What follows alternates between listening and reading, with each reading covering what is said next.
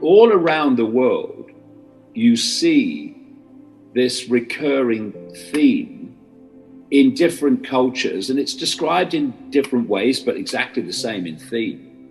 We have a force, an expression of this Wetiko that takes a reptilian form. And the cultures around the world, again and again and again, when they're doing their creation myths, then some kind of reptilian, lizard-like, snake-like entities are described. So if you take the biblical version, you have Adam and Eve in the Garden of Eden. And Adam and Eve are symbolic of, first of all, what humans were like before what became known as the fall. What the hell was the fall? The way I've seen this is that there was once not something that you'd call human. It was a state of consciousness that was experiencing a world, a frequency band that was like the one we're experiencing, but on a much higher level of awareness, consciousness, frequency. So things weren't happening in dense matter and low, slow frequencies. They were happening on a high frequency. Things were much more ethereal. And that, I think, is what's described as this paradise that went before. And so Adam and Eve were cast out of paradise. What does that mean, I would suggest? They left that frequency level where what we now call humans were experiencing. A world of love, of joy, of happiness, of all the things that happen when you get into high frequency states where so much more is possible. And they fell, the fall was down the frequencies into dense matter. And the villain in the Garden of Eden that is said to have been part of this, or central to this, is the snake. People have to think symbolically. I mean, this is not a snake that can talk. This is symbolic of this reptilian group, not just one person, this reptilian group, these reptilian gods as they were perceived. And they fell down the frequencies, Adam and Eve, symbolic of what's now humanity, because they gained the knowledge of good and evil. What is good and evil? It's polarity. It's the polarity that we see in our reality now.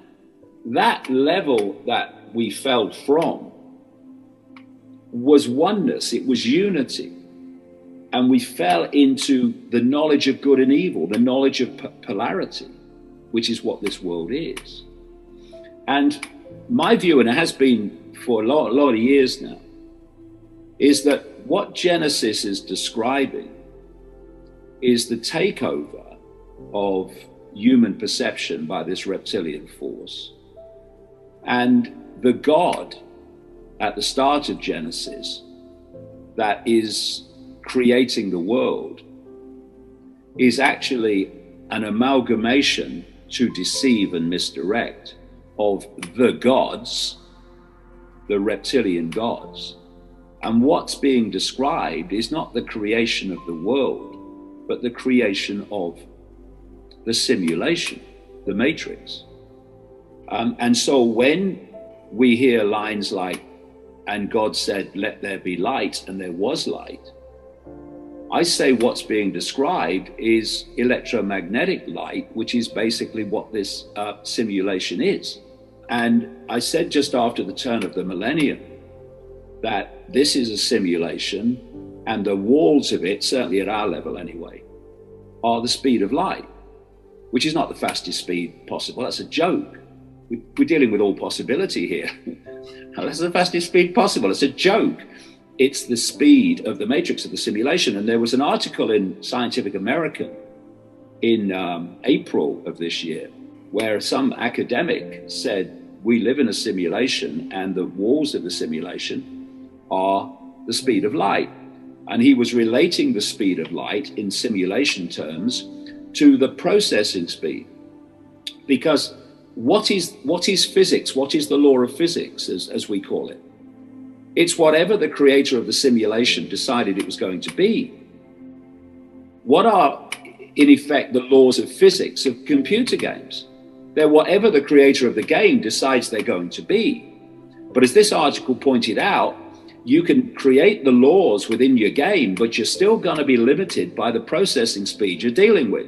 And that's why the speed of light is this faster speed. That's why when people have near-death experiences, they leave the body, which is locking us into the simulation through the five senses, and they experience a totally different version of physics, where past, present, and future all kind of happen at once in the same now.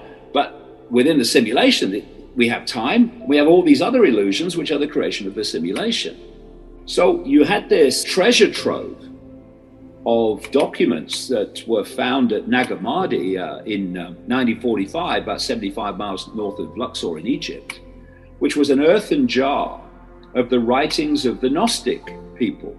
And it's reckoned that they were put in that jar 400 AD, something like that. And about a fifth of these writings were about what they called archons, which is Greek for rulers, who were manipulating human society. And what they say in these writings is that this world is a fake world. It's a fake reality created by this archontic force to enslave humanity in an illusion.